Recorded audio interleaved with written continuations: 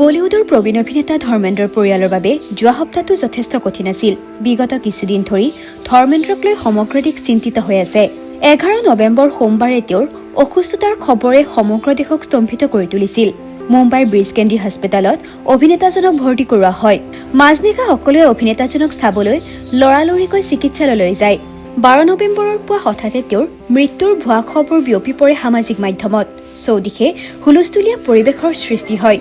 কিন্তু অলপ সময়ৰ ভিতৰতে অভিনেতাজনৰ পৰিয়ালে এক বিবৃতি প্ৰকাশ কৰি কয় যে তেওঁ চিকিৎসালয়ত বেমাৰৰ সৈতে যুঁজি আছে আৰু তেওঁৰ মৃত্যুৰ খবৰটো একেবাৰে মিছা।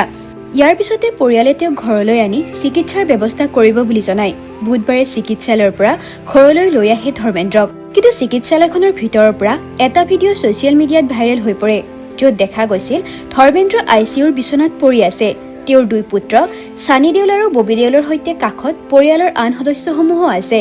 ইয়াতে শেষ নহয়, ভিডিঅ'টোত তেওঁৰ প্ৰথম পত্নী প্ৰকাশ কৌৰেও কান্দি কান্দি থকা দেখা গৈছিল আৰু পৰিয়ালৰ আন সদস্যসকলো কান্দোনত ভাঙি পৰিছিল।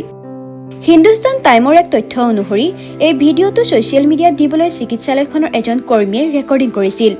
STCTC সূত্ৰ অনুসৰি ইতিমধ্যে কৰ্মচাৰীজনক গ্ৰেপ্তাৰ কৰা হৈছে। ভিডিঅ'টো কেনেকৈ শ্বুটিং কৰা হৈছিল আৰু ইয়াৰ লগত কোন কোন জড়িত আছে সেই বিষয়ে জানিবলৈ এতিয়া তদন্ত অব্যাহত ৰাখিছে আৰক্ষীয়ে। News desk report, TV9 Assam.